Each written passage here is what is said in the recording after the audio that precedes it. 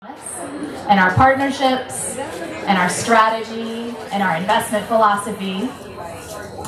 We are very happy to share with you one last panel conversation about philanthropy's role in advancing the kinds of work that you've heard about over the last 2 days.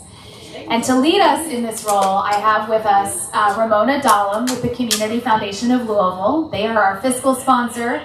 And we are very happy to be wrapping up our day with this. I want to make just 2 quick housekeeping announcements before we get started.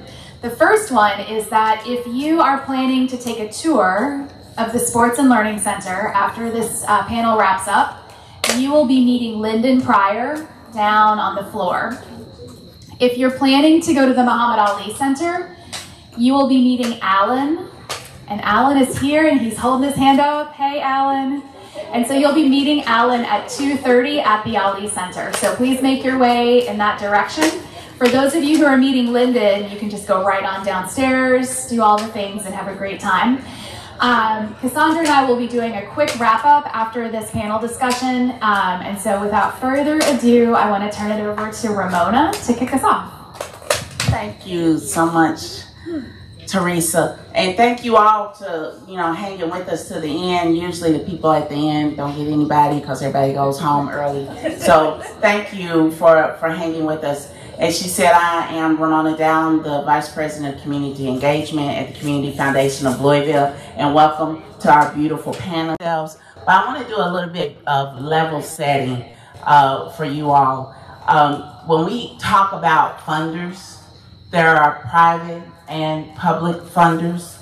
There's things that we have in common, things that we have different. The thing that we have in common is that we all control assets that are invested.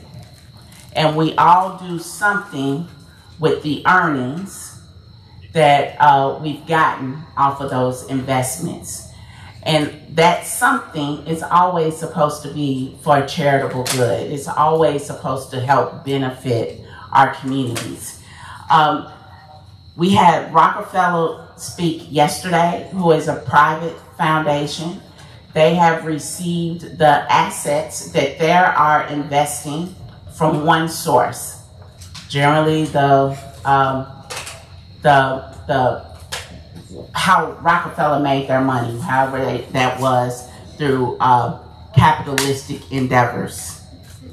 They took their profits, they created their foundation for some tax benefits, and then they invested those assets that they opened that foundation with, and they're using the earnings to help community. A private foundation always, or generally, I won't say always, generally has their investable assets coming from one or two sources. It's not coming from several different sources. With a public foundation, like a community foundation, our assets are coming from multiple sources. And again, those assets were contributed to this community foundation for charitable purposes. The people who contribute those assets receive the tax benefit from them, and then the earnings can be used for charitable purposes. So I just wanted to level set with that. I represent a community foundation here, but we are really talking about how do we use those assets that are controlled by funders, by different foundations. How do we use those assets in such a way that we are empowering community? So with that, I want to introduce our panelists, and I'm just going to give you their names, and then I'm going to ask them to give us a little bit of background on themselves. But a lot of what we're talking about today is really coming from a document that a group called Justice Funders released. I want to say it's a challenge or a call to action to funders, people who hold these charitable assets, to think about those dollars differently And I'm going to read a line from the introduction to one of their documents. And it's talking about a just transition of how we use those assets. It says, a just transition requires the divestment of philanthropic assets from the dominant financial system and redirecting that capital into community-controlled institutions and activities that build economic power and self-determination in BIPOC, Black, Indigenous, people of color communities, thereby reducing their reliance on philanthropy over the long term. We've been talking about that for the past 3 days. And so we represent people who are thinking about how do we do this just transition work. So with that, I'm going to pass the mic down, and if you can just share your name, your organization that you represent, and that's it. Great, thank you. Thanks so much. I'm Lora Smith. I am the Director of Investment Partnerships, and I manage the Just Transition Integrated Capital Fund at Justice Funders. Also a proud Kentuckian, and thank you so much for having me. It's a real honor to be here. Hello, I'm Jeana Dunlap, founder of Meta Agency. I'm also a lifelong Louisvillian. I'm Mary Grissom. I'm the Vice President of Community Investment at the Community Foundation. I am also a multi-generational Kentuckian and lifelong Louisvillian. My name is Harrington. I'm here with Hood for the Holler, the Russell neighborhood, and Native in Sports. And I'm a third-generation Russell resident. What's up, y'all? I am Gabe Jones. You can say the doctor if you want to. I'm an assistant professor at the University of Louisville, but more than that, I am a Russell neighborhood resident, and I'm a founding board member for RPOP, and I was selected by my neighbors, so I'm as proud of that as anything. It's good to be here with y'all. Thank you all. It's good to hear that. All right. So when we're talking about a just transition, we're talking about moving capital and decision-making and power to the people who are closest to the work. And at the Community Foundation, and I heard some of this with Rockefeller the other day, we are really leaning into trust-based philanthropy principles. And I heard Teresa talk about that earlier, that what's needed from philanthropy is greater trust, and it's trust from funders. I think it's a two-way street, but trust from funders, that we trust the people in the community to use their lived experience and expertise to make the best decisions for their community, and trust from the community that funders will listen, that we will be true partners in the work. So I think there's a two-way trust relationship there. And so with a lot of this work, we are really looking at the Community Foundation. How can we use our underlying assets to support multi-partner initiatives that are filling gaps that one entity on its own cannot fill? Our POP is doing that. We're really looking at how can we shift capital and decision-making through a race equity lens that is really focused on Black-led, again, decision-making, shifting the narratives of what is needed in BIPOC communities, and that BIPOC communities are whole and creative and resourceful, that there is self-agency in these communities, and how we actually move more capital to development initiatives that are resident connected and resident led. And so when we're talking about a just transition, this is for Lora, thinking about all of those things that I just mentioned, that look, the quote that are the paragraph or sentence that I read.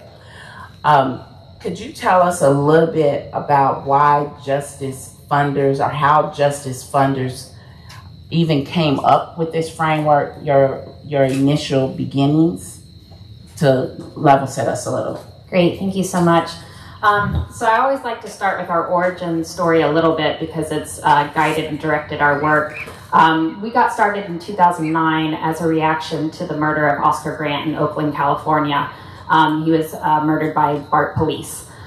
There were a bunch of program officers, folks working in foundations at that time that showed up to the protest at what's now known as Oscar Grant Plaza in Oakland. And they started asking each other, are you here representing your foundation? Are you here as just a member of the community? Who are you representing?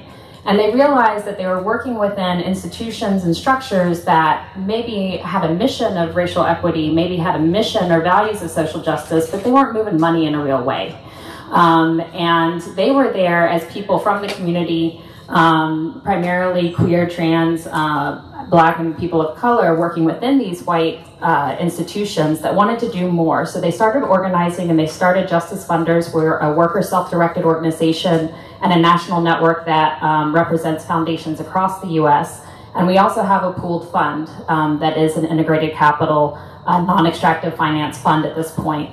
The way that we got here is that we realized that US foundations on the global extractive stock market have $1.2 trillion, $1.2 billion circulating in extractive markets. Those same foundations only give out 88 million. So invested doing who knows what with that money. And then with the money that they have for grant making, it's such a small percentage, right? And so I'm going to say something right now that makes me very unpopular in rooms of foundations and donors and usually gets me not invited back to places. All philanthropic wealth is stolen wealth, and it's actually stolen twice. So as folks in this room know, it's stolen from indigenous communities with the origins of colonization in this country, and then also from Black wealth, Black labor, right?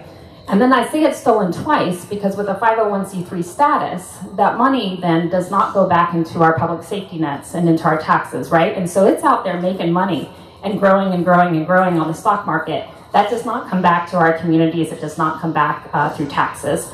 So we got to a place of working with our funders who said, we want to do more. We want to start moving that $1.2 trillion because that's where you really start to see the power.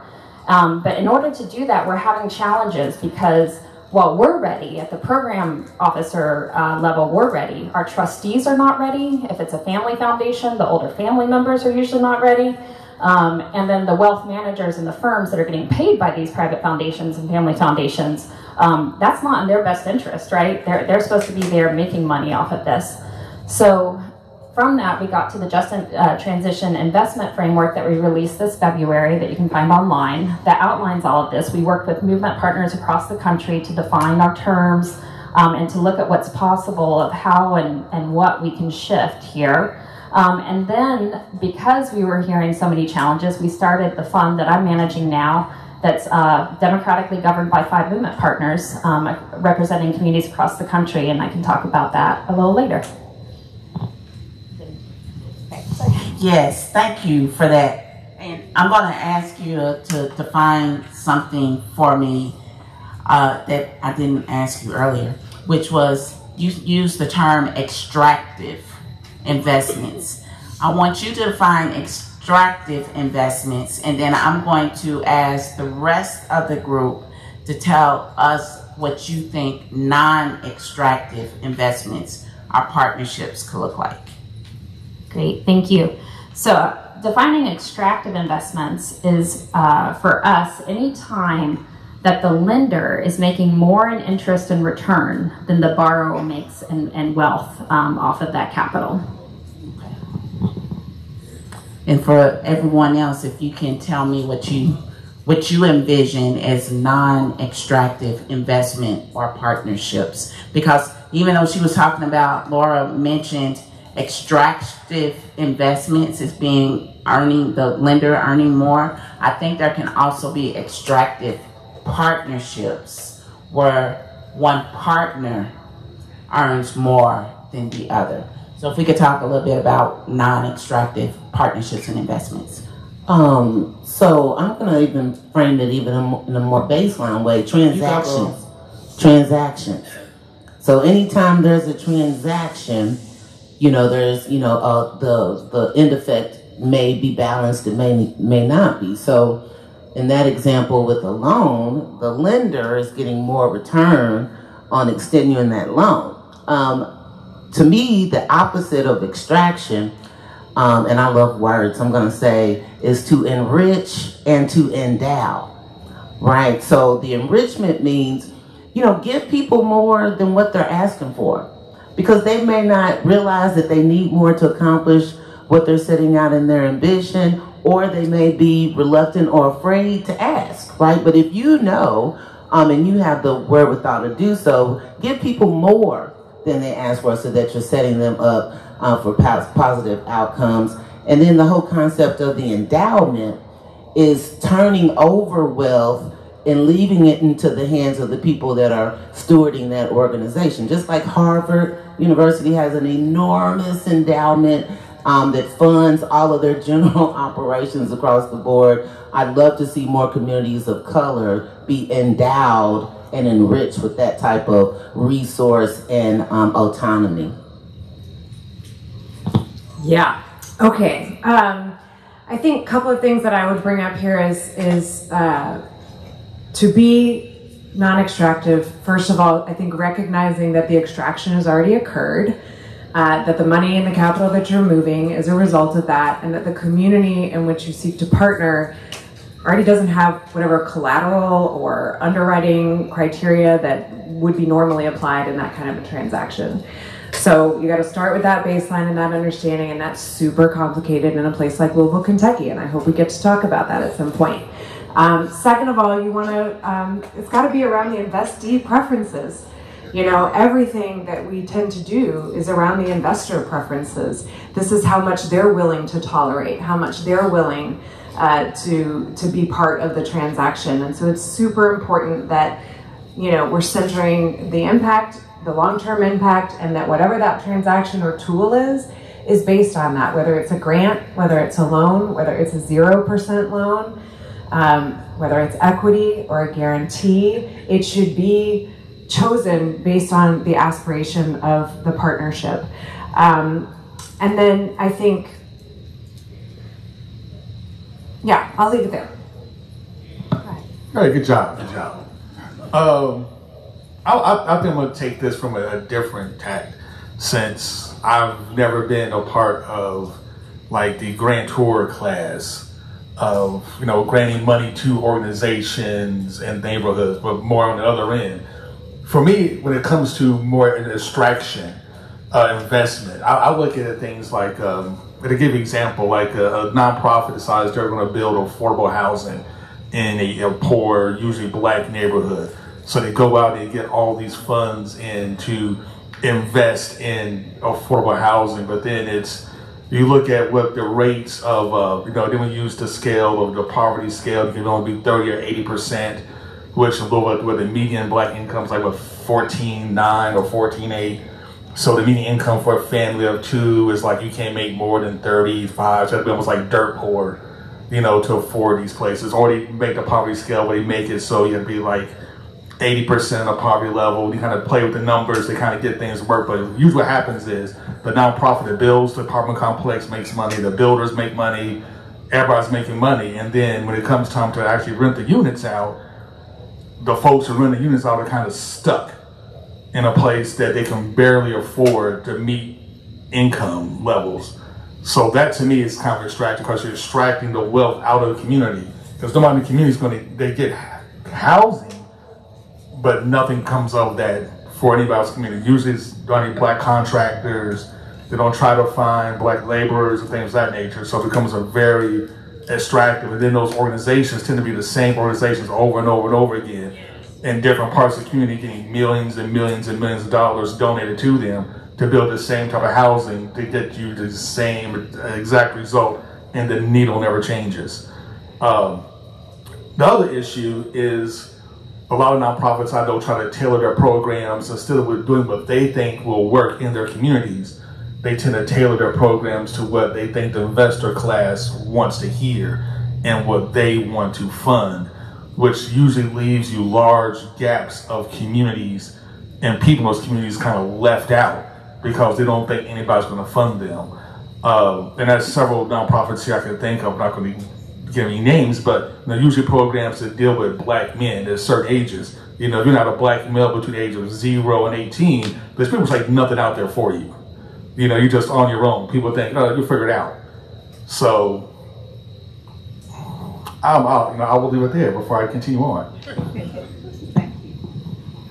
So I'm gonna be quick, but I'm gonna move seats because I thought I was slick, right? So they left the first seat open, and I was like, they trying to get me to answer everything first. So I slid right here, but now I realize it means I got to answer after them every time. Not doing it. Not doing it. So I'm gonna slide right down here. So really quickly, so from a public health perspective, which is the way that I look at a lot of things, when we think about extraction, so yes, we think about transactions, but we also think about systems and policies and all of it. And there's a basic question that we ask at the outset of this consideration each time, and it is who benefits and who pays with all of it, with the understanding that costs aren't always just financial, right? So when we're looking at a policy, our system, our structure, our transaction, it is what are the costs to folks' dignity, to folks' humanity, to folks' autonomy, to folks' ability to remain present in their communities, right? And when we think about the benefits, well, who is at the top of the list of who's benefiting, right? If it is not the community, it might be extractive, right? And that's simply the way that we look at it every time. And I know we got a lot of ground to cover, so I'm gonna leave it right there. Beautiful, thank you. And Laura, I meant to say this before I asked that question, but I got all caught up and stuff. But you will be invited back because our CEO yesterday on a stage said exactly what you said. Okay, and that's why we're in this conversation, because we want to move differently, and we know it's not easy. I started with this work 7 years ago as a program officer, asking the same questions. Can we think about this differently? Can we do this differently? Mary and I work together, and we are always thinking about how can we use grants and investable in our underlying assets to move more capital. How can those things work together to move more capital? Valerie Sickles, our VP of Marketing and Communications, is thinking with us about how do we shift narratives. And then we have a whole bunch of program officers who we have put in place who are ready to begin shifting and moving and thinking differently. So you will be invited back. So Laura, with that, you said you were hoping you could talk a little bit more about the Justice Funders framework for a just transition. Can you briefly kind of summarize the key elements of that framework? Yeah, thank you for that question. So it's basically breaks down to a what and a how. And the what is moving capital, and the how is moving it to democratically controlled funds or projects, like Russell Place of Promise being one of them, that can then own those assets. So coming out of an endowment, putting it into a seed commons, putting it into the Black Farmers Fund up in the Northeast, those types of funds, or directly into a project that has the capacity to use those funds as self-determined and how they need to use them in their community. We don't think that foundations should be set up to exist in perpetuity. Because if it's going to exist in perpetuity, you have to keep making money, and money makes money, right? So we would like to see more foundations sunset or spin down. Our friends at the Katali Foundation talk about spending up. And that means releasing all of your assets to community members so that exactly what y'all were saying, it can be endowed in a community like Louisville, Kentucky, and be owned by those community members to do the work that y'all know we need to do.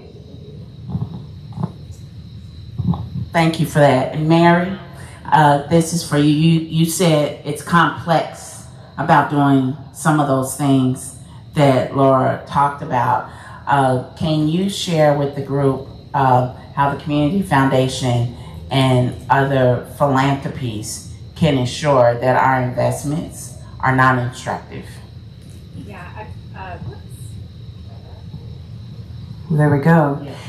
Well, so first of all, I mean, philanthropy is part of the dominant financial system in this country. So, I mean, I think we just have to start with how the assets are made and then what the construct is when we invite people to move their money into philanthropy. And a community foundation accepts that structure. The Community Foundation of Louisville has since 1984. You know, that's our offering. Our product offering is, come set your fund up here. We will invest 95% of it in the stock market for maximum return, and then you can choose to make grants off the 5% that come back. And so we are not a single board of directors that controls a single endowment. We are 2,200 living Louisvillians, for the most part, who have decided to pool their resources together and who care about this geography. So the complexity of the first part of the framework, divestment, is particularly hard. The second part of building the new, right, which is really understanding that who the end investee is, and that is existing business owners in the Russell neighborhood and the other 9 neighborhoods of West Louisville, Black business owners all over the community, because not every Black Louisvillian lives in West Louisville, that it is the homeowner or the renter that is the end investee, not the intermediary. This type of like inviting donors and our fund holders to be part of building the new is super complicated because they're of this place. And I think by now, you know, I would just offer, you know, there are some out-of-towners in the room, but just, you know, Kentucky and Lora's work began in Appalachia. Like, you want to talk about an extracted from place, right? Like, we cut the top of mountains off to take the natural resources out of them here. We've made our money on tobacco and cigarettes and horse racing and you know, we are the gateway to the South. It was not just agricultural products that came and went on the river. There is a huge amount of grappling with history here. I hope you all saw, you know, the poetry on the way into this facility, but like the hero's journey that it takes to build, you know, community wealth that is both in terms of the income and the assets, as well as the culture and the joy, is always a hero's journey here. Molo Village was hard to build. You know, the Muhammad Ali Center was hard to build because this place can't accept that our greatest cultural asset, you know, was a bold Black man. And so I don't want to pretend that what RPOP is doing is in any way, shape, or form, you know, going to be a pleasant ride. So I think for us, we do have to think about how we shift both the narrative about what we want to build, and then how we invite people along to really experience the joy, but also grapple with the legacies that are the ghosts of our life and how we have made our money. I mean, I don't think there's any other way around it. So it isn't going to be flipping a switch. The quick thing I would say about what is a good thing about a community foundation, it would be a lot faster to just go to private foundations and ask them to 5 board members to move a couple of percentage points. But a community foundation is a living, breathing network of people that are here. And so you're going to influence more than just the assets under management if you engage with them.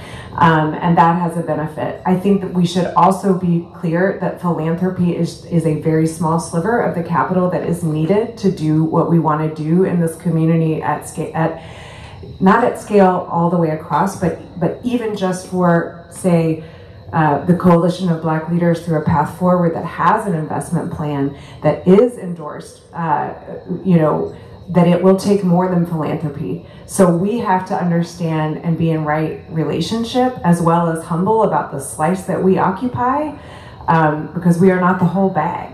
And so being non-extractive means how can we be of service to your agenda? Thank you. Before we move on to the next pathway, because we want to talk about a couple of pathways to shifting this power and decision making and ownership. And one of those pathways is housing. But before we move there, does anyone on the panel have burning additions to what we've talked about so far when we're talking about investments in extraction?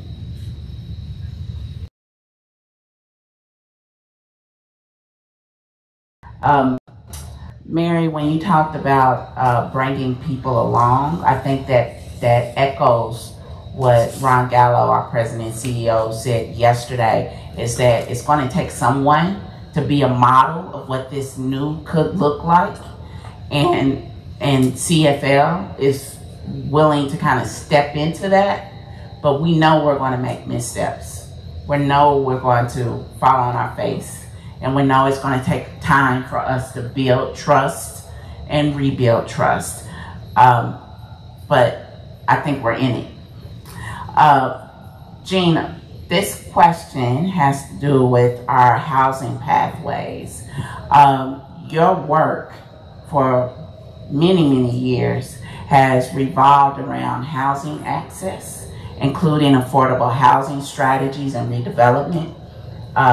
Yesterday, we talked about how this track was developed, and the former mayor, Greg Fisher, announced how citizens like myself helped to get this started, but I didn't do that work alone. We were in partnership with some other people to do that. So you've been in this for a minute.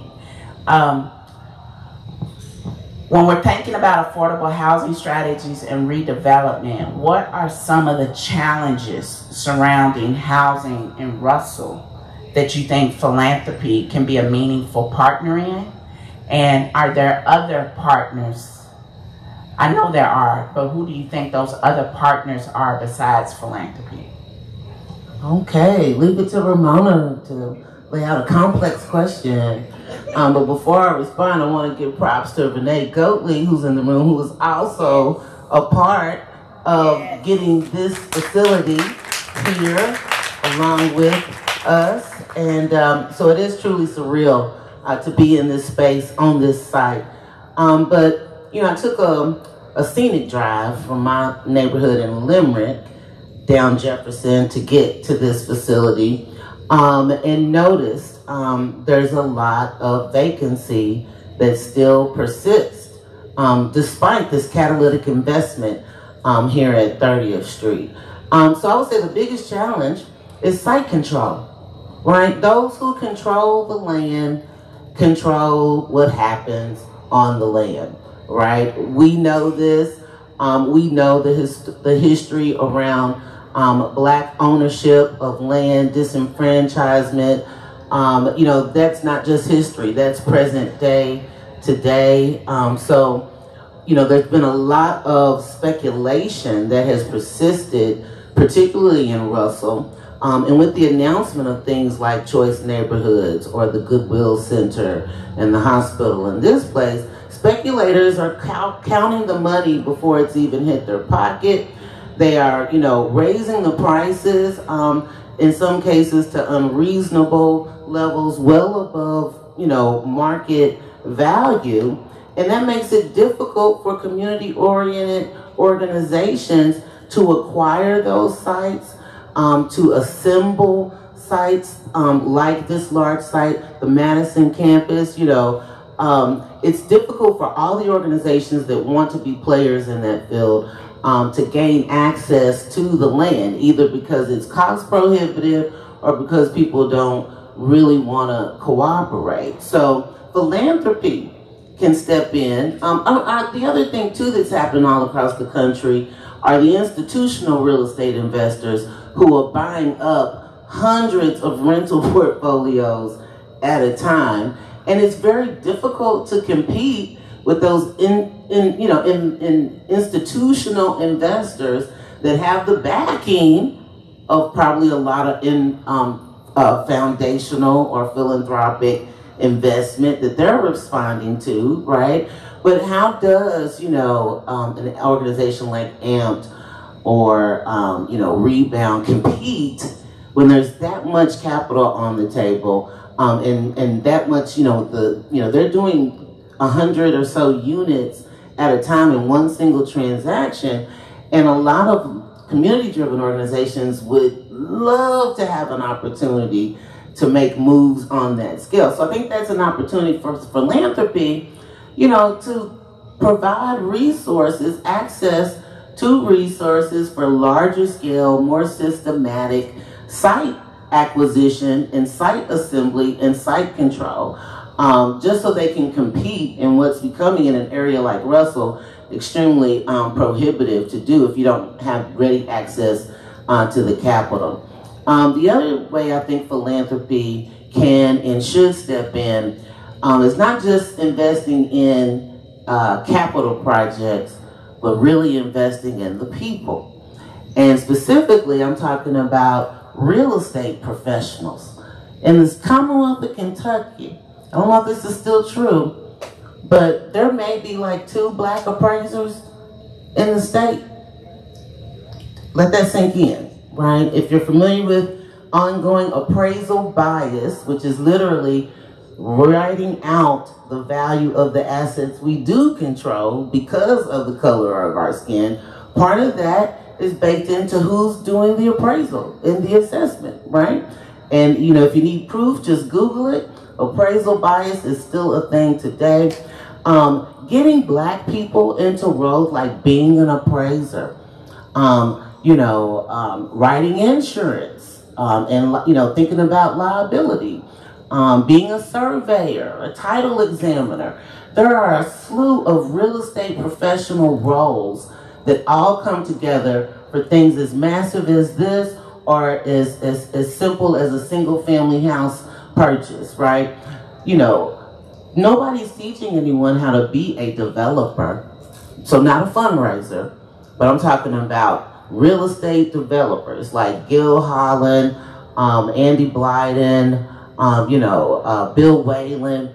These are tried and true real estate developers, and people have made reference to the fact that you see the same players over and over again. It's because they got good at knowing how to be a developer, but they don't teach that at U of L. Nobody teaches real estate development in Louisville or in Kentucky, as far as I know. So making a relatively small investment in the scheme of what philanthropy has to offer in people is something where the returns are exponential, and I believe that is another example of a non-extractive type of partnership and transaction. Thank you very much. That was rich. That was rich. Dr. Jones, as a researcher who has really looked at public health and people, and as a resident and a homeowner, 2 homes. No, just one. Just one. Okay, all right, 1 home. You want okay, all right. Okay, you rent 1, you live in 1, so that means you're progressing. Yeah. All right. So as a resident and homeowner, what changes have you seen in vacant property and home ownership rates in Russell over the years? And how does that impact the health of the community, the health of individual residents and families? And I'm gonna leave it there. Okay, cool. So I just want to say one thing real quick. So you talked about the importance of investing in people, and with us being here, sharing space with RPOP, I think it's important that I acknowledge the way that RPOP has invested in community residents and invested in me specifically. I can't tell you how much I've learned from working with RPOP. I've been on trips to actually see living, breathing examples of some of these things. So I think when it comes to investing in people, RPOP has done an excellent job of that. As it relates to development and vacancies in the neighborhood, I think some of the best examples of seeing new development and even being able to walk through some of those houses has been what RPOP has done in partnership with Rebound, and seeing those places and seeing the homeowners that have been connected with those. But at the same time, like Jeana was saying, there still are many vacancies, and there still are many vacant lots. And so you mentioned that I am renting, but also a homeowner. And the reason that I'm doing both of those right now is because the home that I purchased needed a lot of work. And I mean a lot of work, a whole lot of work. And in the process of trying to do work to that house, what I have experienced is a lot of the historical challenges that we talked about have been passed forward generationally. So we just talked about home appraisals, right? And so when somebody comes out to appraise the house and they tell you what your house is worth, that influences what you can then borrow to put that house back together. But what do they use to determine what the house is worth? Well, they use, what have other houses sold for? And they use historical values, which we know are suppressed. Why?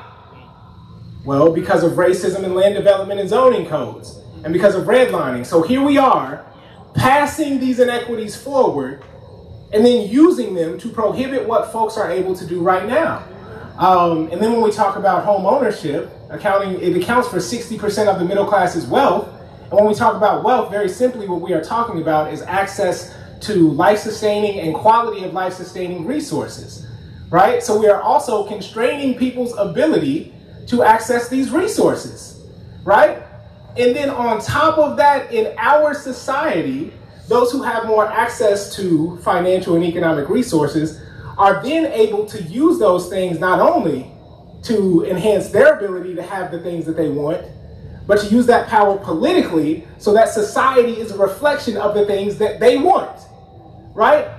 And so now the way this manifests is that when I go in my neighborhood and I talk to my neighbors, we have a hospital that is long overdue coming to this community, but they can't even fully realize or experience the joy because they're wondering, can I stay here to enjoy it? And this is messed up. This is constantly messed up. And I talked about this earlier this week when we know we have a neighborhood and we have people like my neighbor back there in the red shirt. He thought I wasn't going to call him out. That's my next door neighbor, y'all. That's Marcus. He's been holding it down in this community for over 30 years. Wow. Right? And so, yeah, that's my guy.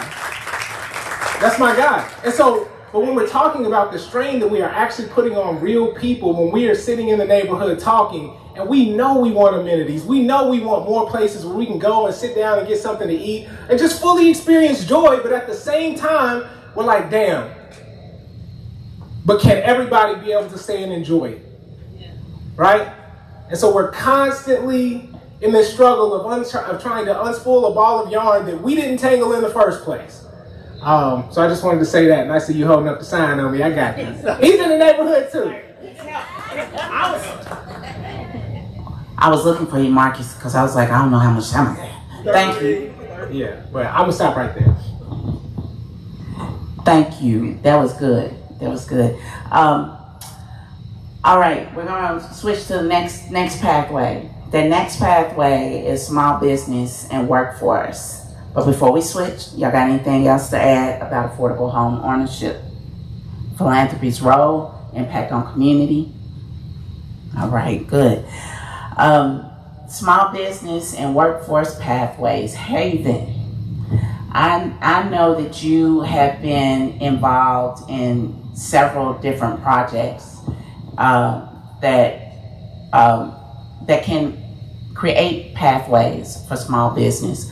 One of them being the redevelopment of Quinn Chapel. Mm-hmm. I know with your radio show, you are really looking at shifting narratives around Black people and who controls those narratives. And in the book that we saw about When You Write Me, Send a Letter Here. Did I get the title right? Yeah, if you write me a letter, send it here. And in that book, you talk about, in that story, you talk about your grandfather and him being a small business owner and some of the challenges of attracting businesses to our area. So my question for you is, how can funders help Louisville attract the economic development to previously disinvested communities? I don't think it's about attracting development in Louisville's black neighborhoods. I think it's more about investing in the people who are already doing it on a small scale.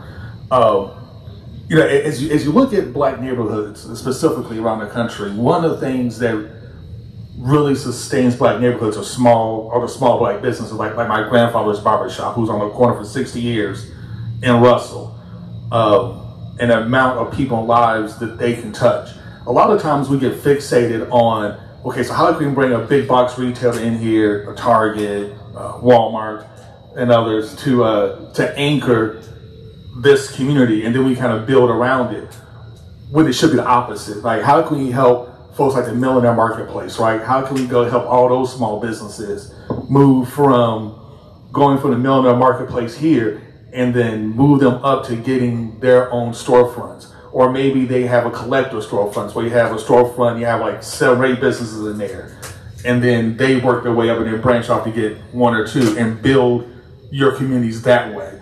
Because as we look at economic landscape going forward, right, we see a lot more consolidation. So the bigger companies are getting bigger, and they're getting bigger and bigger and bigger, and they're squeezing out a lot of smaller firms.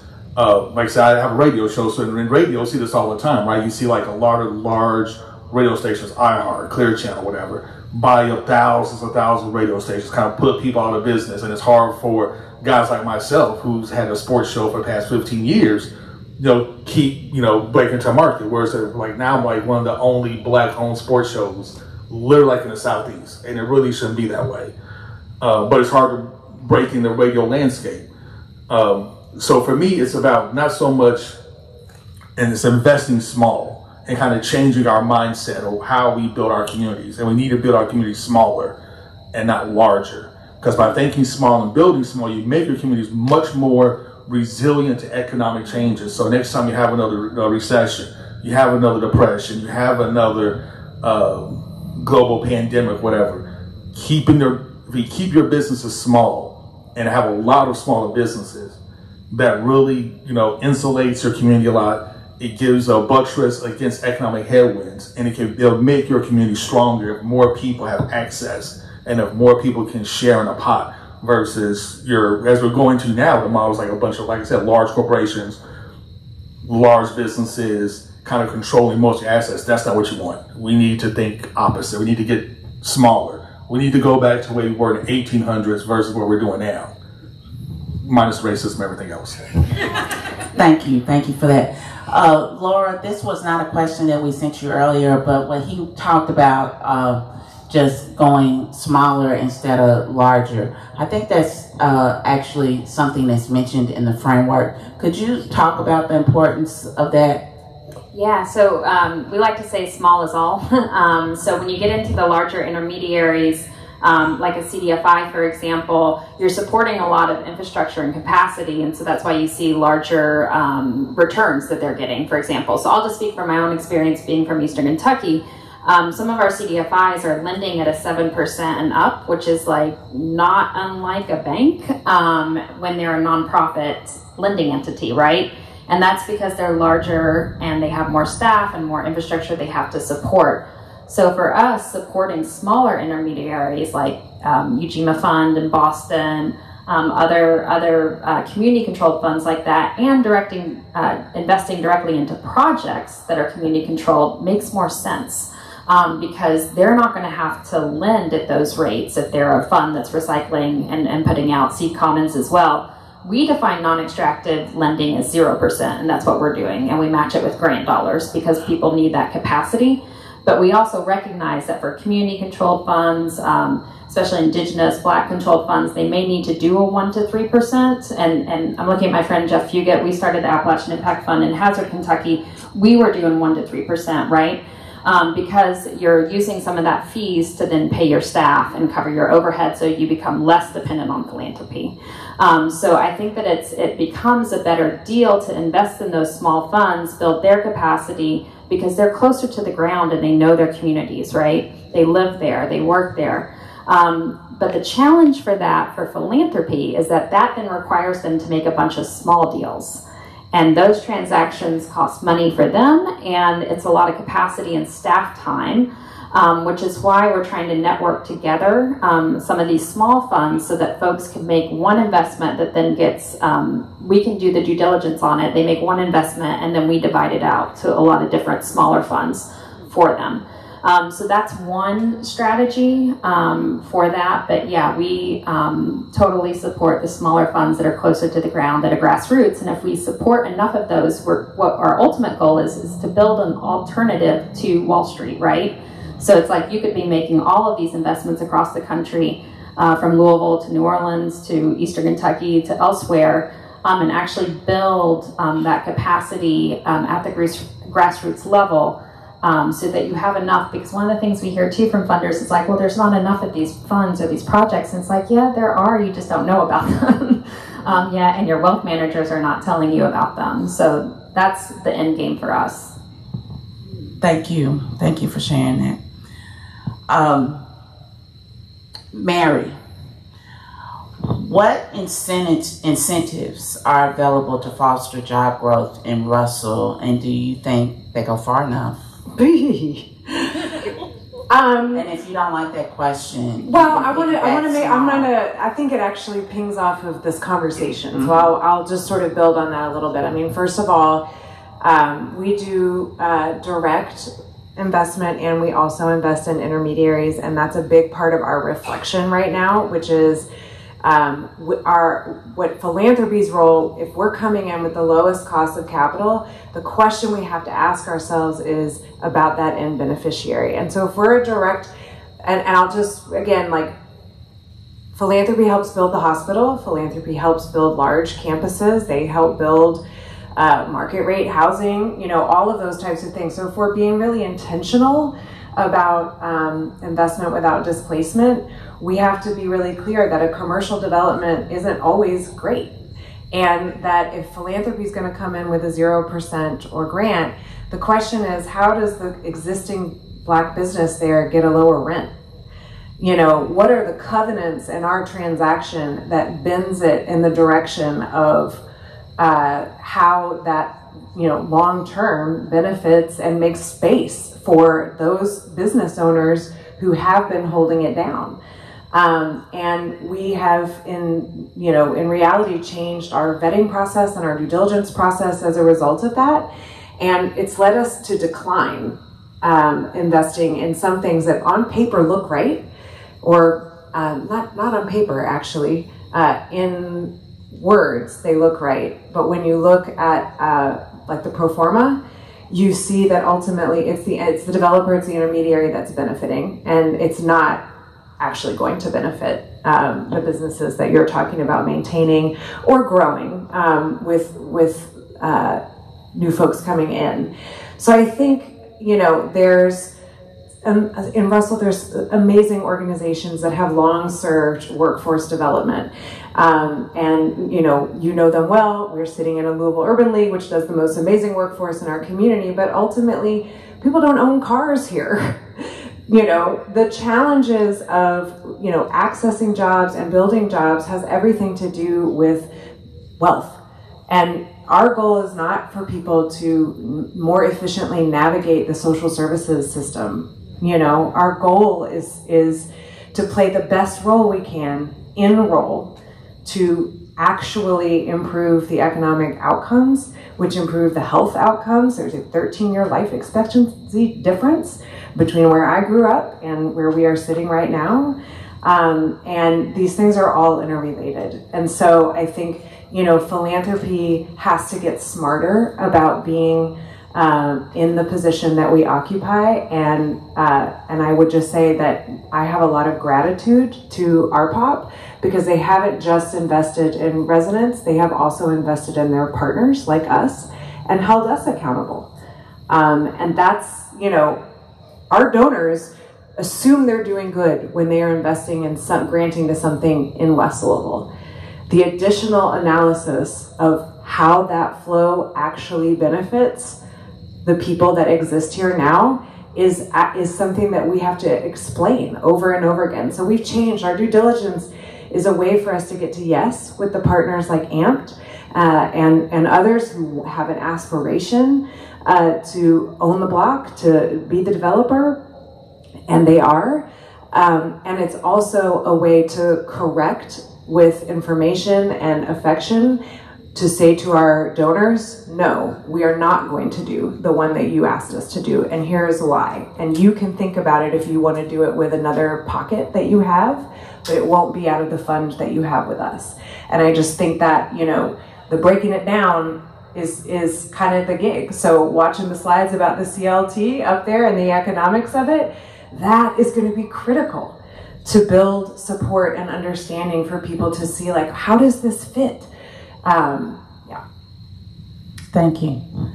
Yes, Jeana. I just want to say a word about the words we use. And oftentimes I hear the term workforce development and it makes my skin crawl. That's because most of the programming I've seen that's offered under that title is really about job creation. So getting somebody into a job, right? Being a long-haul truck driver, or being a nursing assistant, right? To meet the needs of, you know, well-resourced people and being a frontline worker, and that's about a job. Earlier, I talked about philanthropy's opportunity to invest in people, and that's so that they can establish careers, a career in the real estate industry, right? Because that's job security like none other, but it's the people who establish careers, expertise, skill sets, and experience, and all of the nuances around real estate development.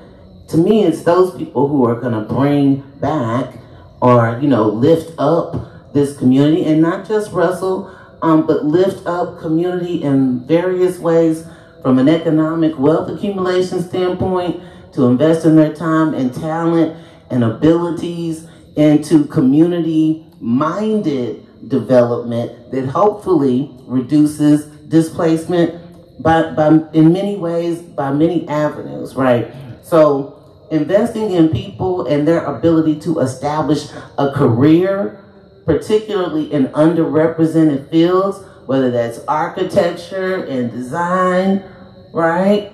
I think is a worthy investment, and something that's relatively pennies on the dollar for the high net individuals we're talking about, to again deliver exponential returns and benefits to the community. Thank you. Can I say one thing? Yeah, Yes. I'm so glad you said that about workforce development, because I feel the same way. And I've seen more money in Eastern Kentucky wasted, especially from public funding, on workforce development than anything else. And one of the things that we miss are all the enabling factors that folks need in place before they can even have a job. So you mentioned transportation, investments in public transportation, and then where I'm from, childcare is huge. People do not have quality and affordable childcare, and therefore cannot go to work, specifically women. And I know that women are some of the fastest growing percentage of entrepreneurs. So what does that mean for women entering into this space? Thank you so much. Oh, I'm glad y'all did that. All right, this last piece I really want to touch on. I only have 10 minutes, and are you all okay if we don't do a Q&A session so we can wrap up this conversation a little bit? Okay, I saw one thumbs up, so I think that's good. One thumbs up's all I need. All right, so we were talking about community ownership, and earlier, I forgot who said it, but someone was talking about, it was Lyndon Pryor. He was saying that changing systems can be complex work because many of those systems are entrenched. So we have to create new systems. And these pathways to ownership, home ownership, small business ownership, community ownership, those are all new. But what does it mean to have community ownership? But even more, how do you do that when it seems to go against the capitalistic models of our society? How do we navigate creating these community ownership type systems and models that are totally outside of these capitalistic structures that we have. And I'm just opening that up to everybody for this last 10 minutes.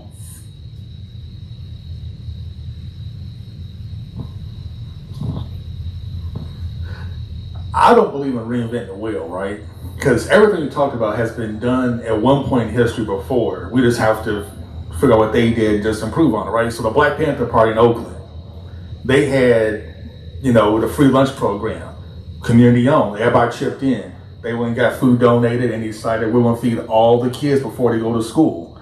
They did the same thing with free health clinics. We want to talk to doctors in the area where we're going to provide free health care to people in our community. Not only our community, but actually Black Panthers actually in Appalachia as well, with free health clinics in rural parts of all over America. So it wasn't just in urban neighborhoods, they were literally everywhere, because for them it was like all power to the people. And I'm with that same model, right? We've seen this before. We've seen folks pull their monies together. When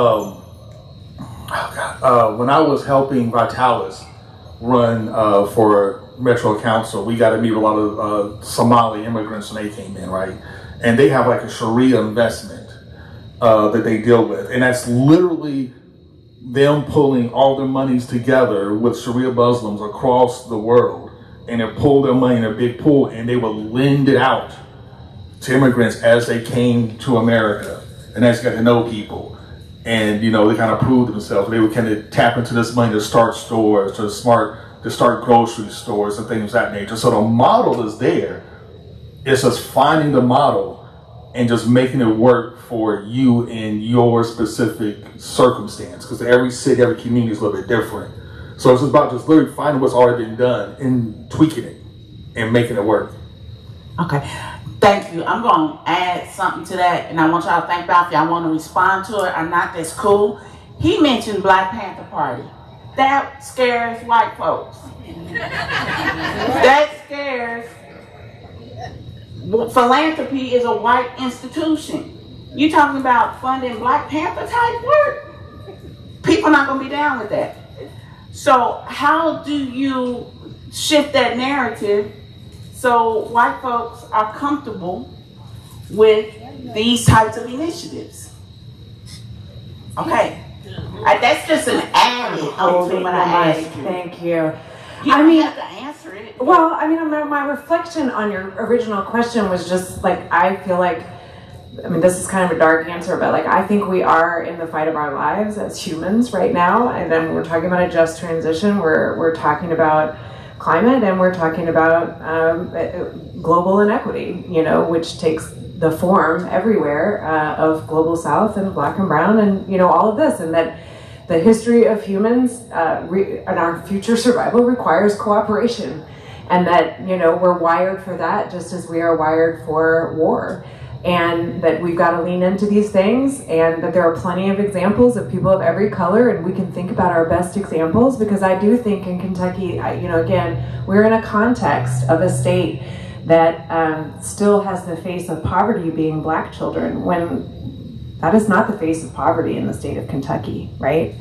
So the narratives about Black and white here are so complicated that we should very carefully choose our examples and choose our narrative.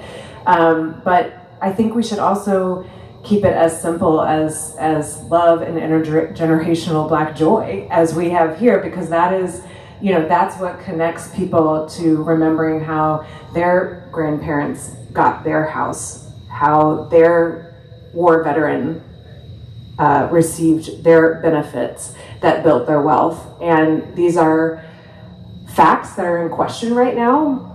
And so that makes it really hard to do the work that we intend to do. But I still think we have to lead from a message of love. And we have many examples of how humans have worked together to do things and build things and own things before. And it's going to take humans to move capital in that direction. And it's going to be okay. Thank You use the word comfortable or uncomfortable, right? So I think one of the facts of life is that some people are comfortable being comfortable, and there are others who are comfortable living in discomfort, right?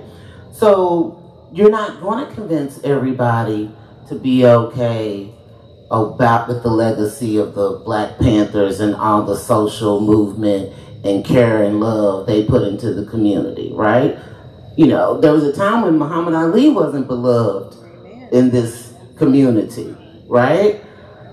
Things change and evolve, but when it comes to comfort and you talk about community ownership, I need you to know that being in ownership is not always comfortable. Right? I'm a homeowner. There's some tough knocks to being a homeowner. I gotta cut my grass and replace mechanicals. Cost a fortune. They don't make appliances like they used to in the old days, right? But overall, the net benefit to me is ideal, and that's why I take pride in being a property owner. When it comes to community ownership, it's the same principle. It's not always pretty. It's not always feeling good, right? Like deciding that you're going to become a part of, you know, a cooperative or communal ownership situation, you need to know that it's gonna be difficult, right? It's gonna be difficult. I think part of the myth of seeing successful people is that they share the success story, but they don't share the hard knocks that it took to get there.